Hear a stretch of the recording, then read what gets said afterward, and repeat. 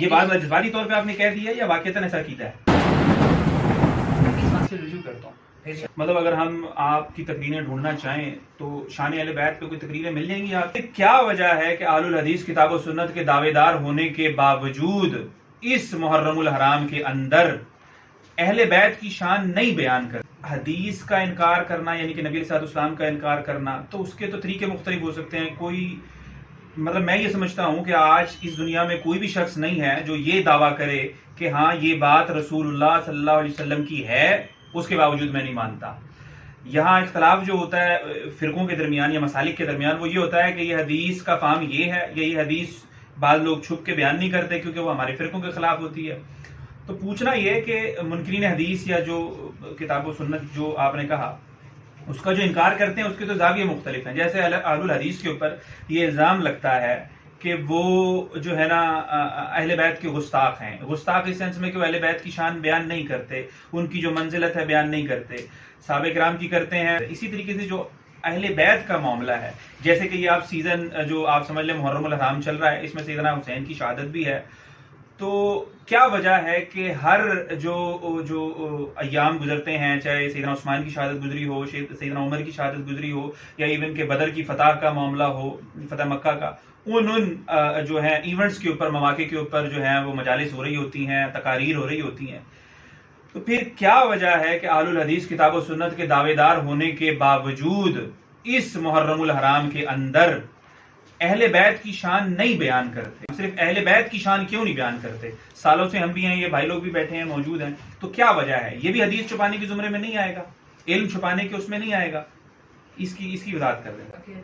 اہل حدیث کے بارے میں یہ تاثر دیا جاتا ہے کہ گستاخ اہل بیت ہیں.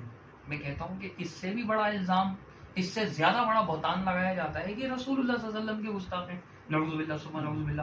اب صرف اس بنیاد پہ کہ جی ذکر نہیں کرتے، بائی سپوز اس بات کو مان بھی لیا جائے، اگرچہ میں اس سے ایگری نہیں کر رہا، لیکن اگر اس کو مان بھی لیا جائے تو ایسی کون سی مسجد ہے اہل حدیث کی جہاں آپ جا کے نماز پڑھیں جمعے کی اور اس میں آپ کو رسول اللہ صلی اللہ علیہ وسلم نے فرمایا، رسول اللہ صلی اللہ علیہ وسلم نے فرمایا، رسول اللہ صلی اللہ علیہ وسلم نے فرمایا نہ سنائی دیتا ہو؟ یا درس قرآن ہوتا ہے، قال اللہ اور قال رسول ہوتا ہے، اور کسی بھی بات کو اگر اہل حدیث تسلیم کرتے ہیں، مانتے ہیں، تو صرف اس وجہ سے مانتے ہیں کہ رسول اللہ صلی اللہ علیہ وسلم کا فرمان موجود ہے. اور اگر کسی بات کا انکار بھی کرتے ہیں تو اس وجہ سے انکار کرتے ہیں کہ یار اس پر جو ہے نا وہ قرآن و حدیث نہیں ہے. تو ہم جس مسئلے پہ اللہ اور اس کے رسول صلی اللہ علیہ وسلم کی ڈائریکشنز نہ ہو، تعلیمات نہ ہو، اس پہ ہم اپنی طرف سے کچھ بھی نہیں بولتے.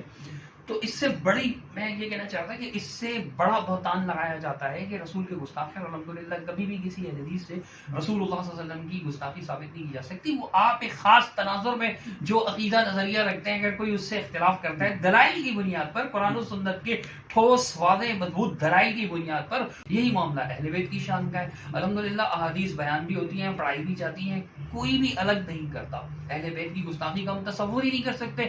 ہمارے بے شمار بچے آپ کو ایسے ملیں گے آل الحدیث کے جن کا نام علی ہوگا، جن کا نام حسن ہوگا، حسین ہوگا، حسنین ہوگا، فاطمہ ہوگا، کتنے سے زینب ہوگا، کتنے ایسے بچے ہیں. اور الحمدللہ عام ہے ہمارے یہاں یہ نام سارے. اگر ہم مساجد کے نام ہیں، اداروں کے نام ہیں، اور فضائل بھی سیدنا علی رضی اللہ تعالی عنہ کو بیان کہا جاتا ہے. اب اہل بیت ایک خاص تناظر میں اہل بیت کا لفظ جو استعمال کیا جاتا ہے، ہمیں تو خود اس سے قرآن و سنت کی روشنی میں اختلاف ہے. چونکہ قرآن مجید میں اہل بیت جن کو کہا گیا ہے وہ در حقیقت سب سے پہلے اس کا اولین مخاطب جو ہیں وہ رسول اللہ صلی اللہ علیہ وسلم کی ازواج مطہرات ہیں.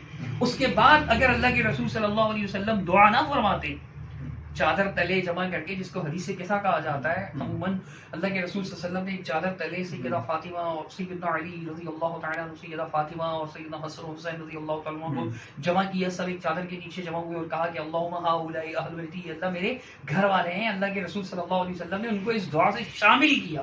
اگر یہ حدیث نہ ہوتی تو وہ آیت تو آپ دیکھیں سورۃ الاحزاب میں جو ہے وہ امہات المؤمنین سے خطاب ہے.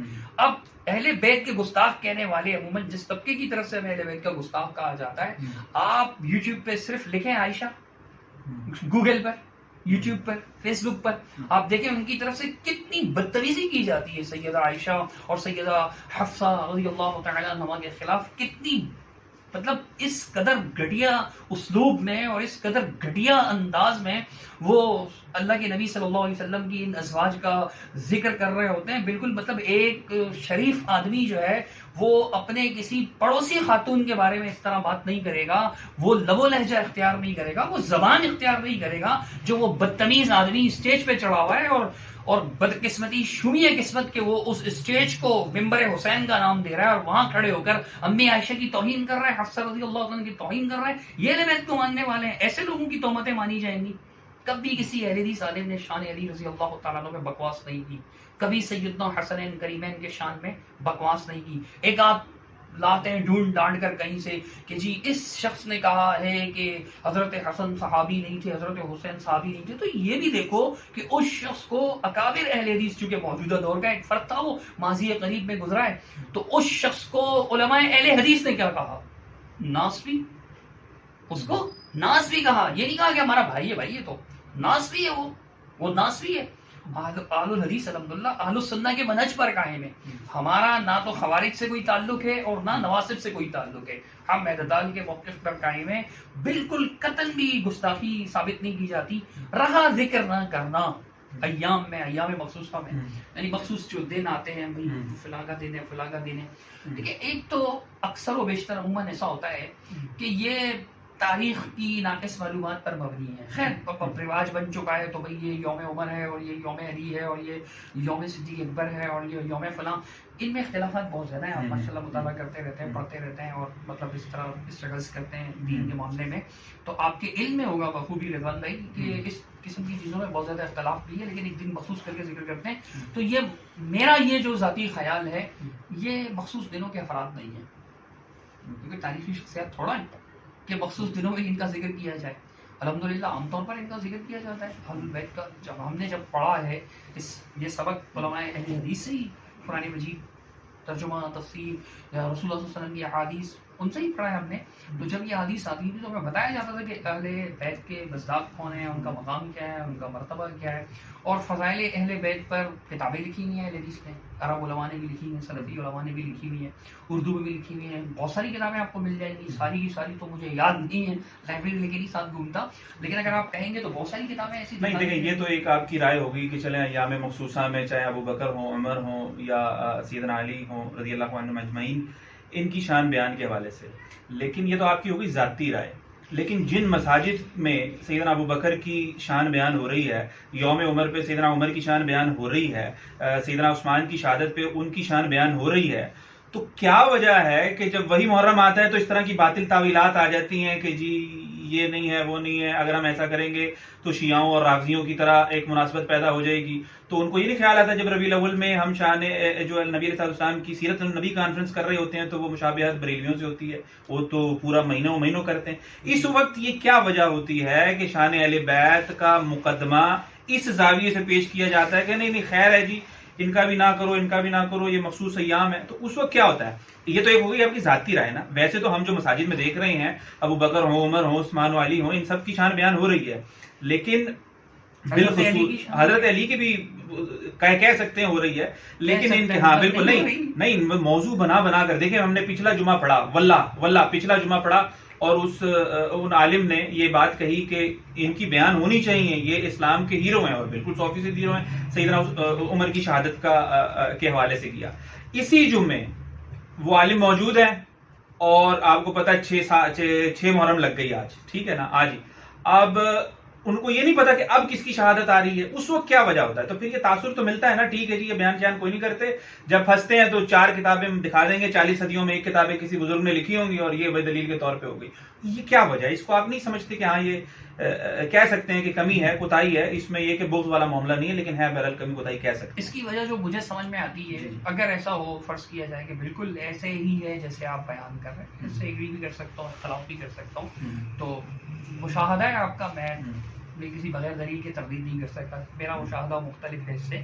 تو میں یہ عرض کرنا چاہوں گا کہ شان علی رضی اللہ تعالیٰ پر کتابیں بھی ہیں, 1-2 نہیں, مطلب کہ میں 2-4 صدیوں میں لے آیا کتابیں, کافی ساری کتابیں ہیں. احادیث کی کتابوں میں جیسے دیگر صحابہ کے مناقب بیان ہوئے ہیں, ایسے سیدنا علی رضی اللہ تعالیٰ کے اور حسنین کریمین کے بھی بیان ہوئے ہیں. مسئلہ یہ ہے کہ ان دنوں میں خاص طور پہ محرم کے دنوں میں اس قدر بدتمیزی کا مظاہرہ کیا جاتا ہے اصحاب رسول کے خلاف، اس قدر زیادہ، یعنی نام کو وہ شان حسین کی مجلس ہوتی ہے، مجلس حسین اسے کہا جاتا ہے، مگر نہ سیدنا حسین رضی اللہ تعالیٰ عنہ کی شان کی مجلس نہیں ہوتی، وہ در حقیقت دشنام ترازی کی مجلس ہوتی ہے صحابہ کرام کے خلاف۔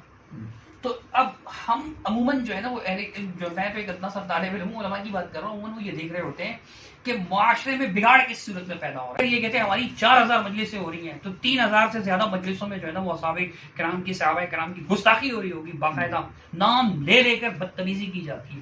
جب معاشرے میں اس طرف سے بگاڑ آ رہا ہے تو ان دنوں میں عموماً شان صحابہ بیان ہوتی ہے۔ اب آپ جیسے کہہ رہے ہیں میں مطلب ایک مسجد نہیں تو سیدنا حسن حسین بھی تو صحابہ ہی ہے نا، میں کب کہہ رہا ہوں جب ہم نہیں ان کی کیوں نہیں بیان ہو رہی؟ میں نے آج شان صحابہ پر بیان کیا، آج میرا جمعہ تھا، میں خود بھی مسجد میں خطبہ دینے کی سعادت حاصل کرتا ہوں، تو میرا موضوع تھا مطلب اب پچھلے دنوں ربیع الثانی سیدنا ابوبکر صدیق رضی اللہ عنہ کا ڈے جو لوگوں کے ذہن کے مطابق آتا ہے ان کی معلومات تاریخی روایت کی بنیاد پر، تو میں نے سیدنا ابوبکر صدیق رضی اللہ عنہ کی شان بیان نہیں کی۔ کیا میں منکر ہوں؟ ہرگز نہیں، لیکن میں نے بیان نہیں کی، حالانکہ میں ان کو افضل الامہ مانتا ہوں بعد الانبیاء۔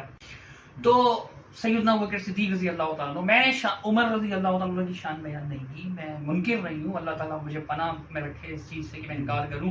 یا سیدنا عثمان رضی اللہ تعالیٰ عنہ کے بارے میں کہا جاتا ہے کہ جی ان کا دن ہے، تو میں نے ان کی بھی شان بیان نہیں کی، اور پھر جب سیدنا علی رضی اللہ تعالیٰ عنہ کا دن آتا ہے تو میں نے سیدنا علی کے بارے میں بھی ذکر نہیں کیا، مطلب خاص طور پہ بطور خاص سیدنا علی رضی اللہ تعالیٰ عنہ کو موضوع بنایا ہو کہ جی ان کا مقام، ان کا مرتبہ کیا تھا۔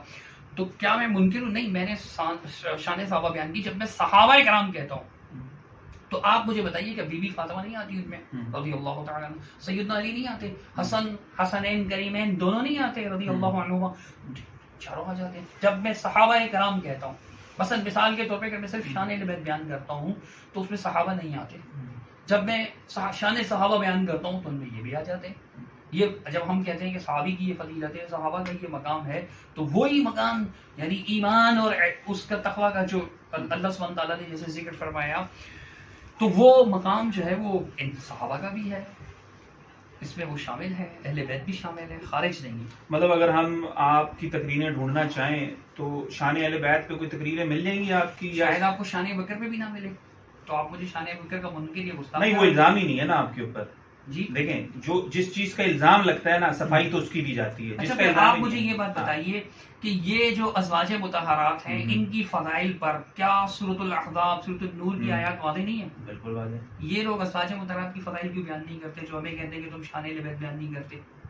یہ شان صحابہ کیوں نہیں بیان کرتے؟ گستاخی صحابہ کیوں؟ ابے نہ کریں بھائی بیان، شان صحابہ بیان نہ کریں، گستاخی کاہے کر رہے ہو؟ نہیں یہ تو ان سے سوال کریں گے نا، ابھی تو آپ ان سے پوچھیں۔ نہیں بالکل اگلا سیشن ہوگا تو ان سے پوچھ لیں گے، ابھی تو آپ دیکھیں میں نے آپ کو اپنا موقف بتایا، ٹھیک ہے، میں نے آپ کو جو میں سمجھتا ہوں وہ میں نے بیان کیا کہ جب ہم شان صحابہ بیان کرتے ہیں ان میں تمام صحابہ آ جاتے ہیں، بائی نیم جو ہے وہ ایک ایک صحابی کا ذکر، وگرنہ عمومی طور پہ یہ سب کچھ بیان ہوتا ہے۔ یہ میری اوپینین ہے، آگے بڑھتے ہیں۔ ٹھیک۔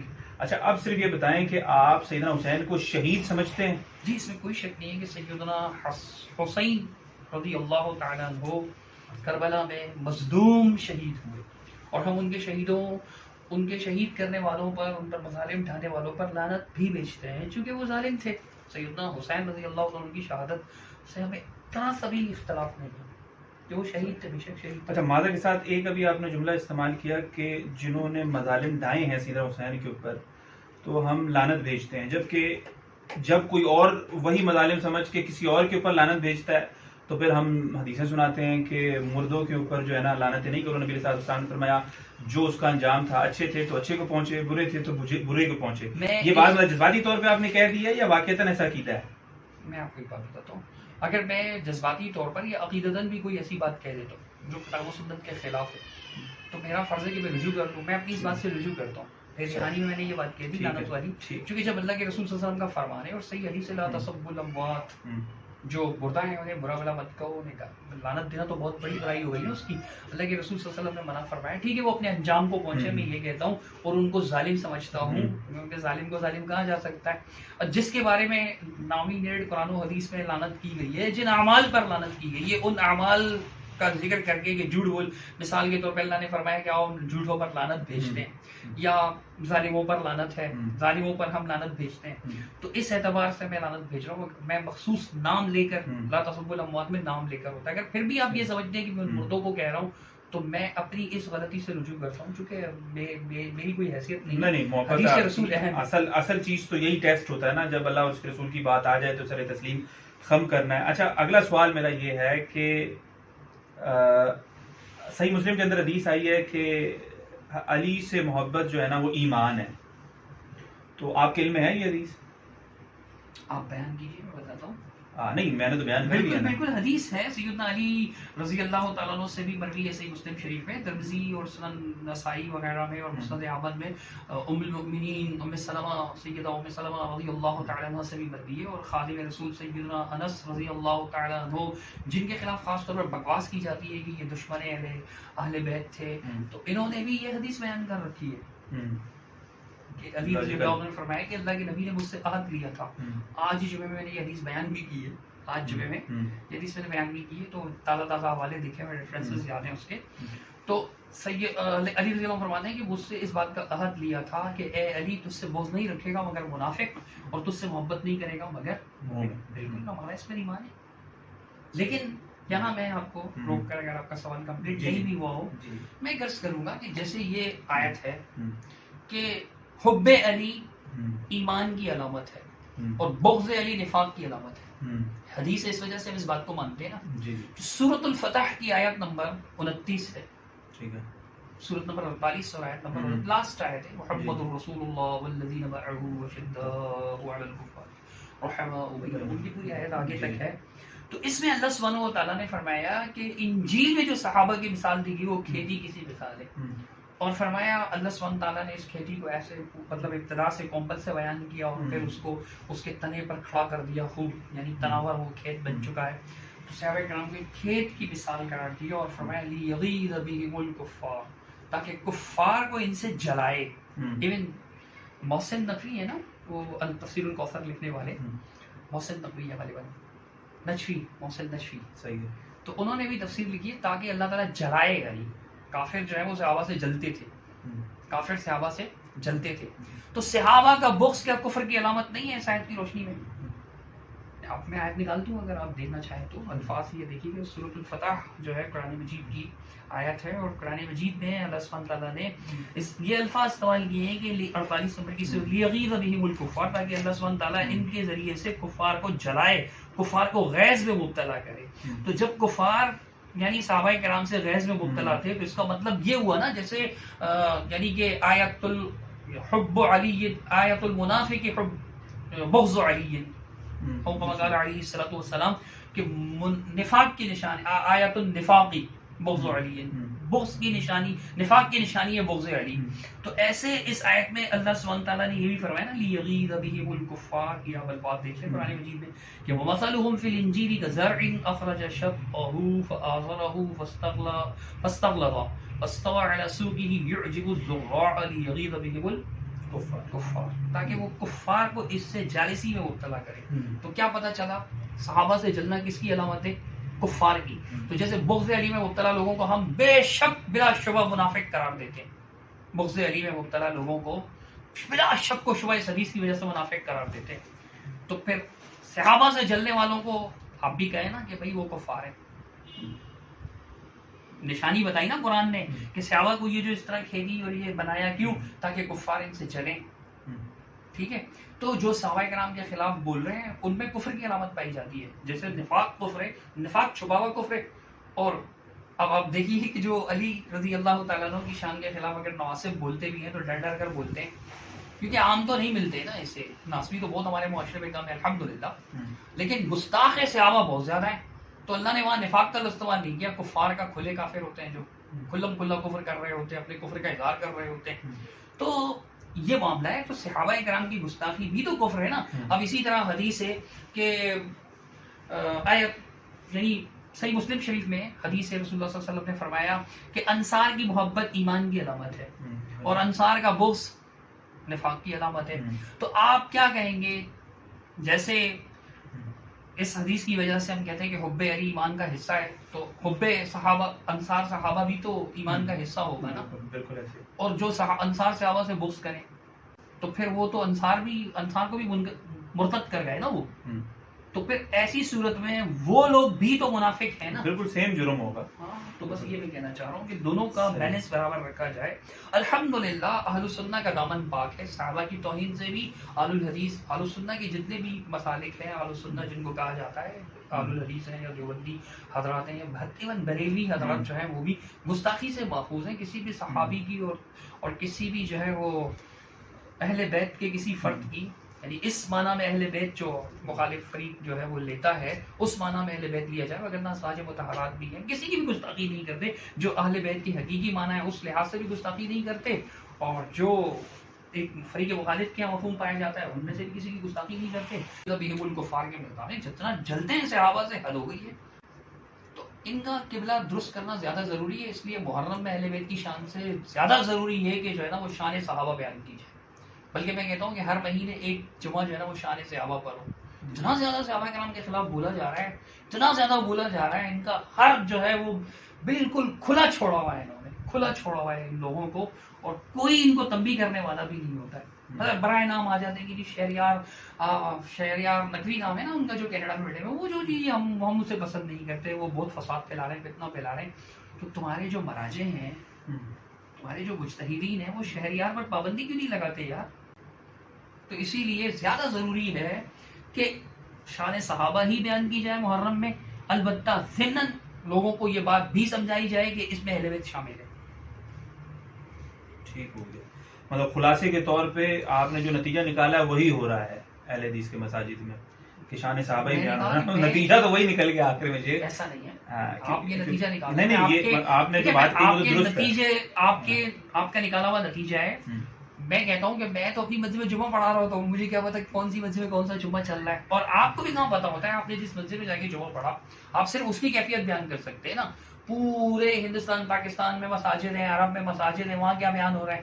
میں نے کہا اگر خاص محرم میں بیان نہیں ہوتا تو اس کی وجہ میں نے بتا دی کہ محرم کے مہینے میں تو زیادہ ضروری ہے اہمیت. آپ ساری بات کا خلاصہ جو بھی نکالیں، لیکن ایک بھی سمجھدار بندہ سمجھ سکتا ہے کہ جس چیز کی زیادہ ضرورت ہوتی ہے اس کو بیان کیا جاتا ہے. ٹھیک ہو گیا. اور یہ تو ہم تسلیم کرتے ہیں کہ کوئی بھی اہل بیت کی شان میں گستاخی نہیں. ٹھیک ہے، بہت بہت شکریہ، جزاک اللہ خیر. شیخ آپ نے ٹائم دیا اور آپ نے سخت سوالوں کے بھی جواب دیے. امید ہے رب کی ذات سے کہ یہ سوالات لوگوں کی اصلاح کا باعث بنیں گے. اور اس میں صرف اور صرف جو ہے نیت یہی شامل ہے کہ جو الزامات جس کے اوپر لگتے ہیں اس کی صفائی وہی دے، بجائے اس کے کہ کوئی دوسرا دے. تو امید رب کی ذات سے اس طرح کے سیشنز اللہ رب العزت نے چاہا تو جاری رہیں گے. اور شیخ صاحب سے مجھ سے کوئی بھی ایسی بات جو لفظی جذبات میں نکل گئی ہو تو اس کو اللہ معاف کرے اور اللہ اس جو ہے وہ مجلس کو قبول فرمائے. جزاک اللہ خیرہ و احسن الجزا.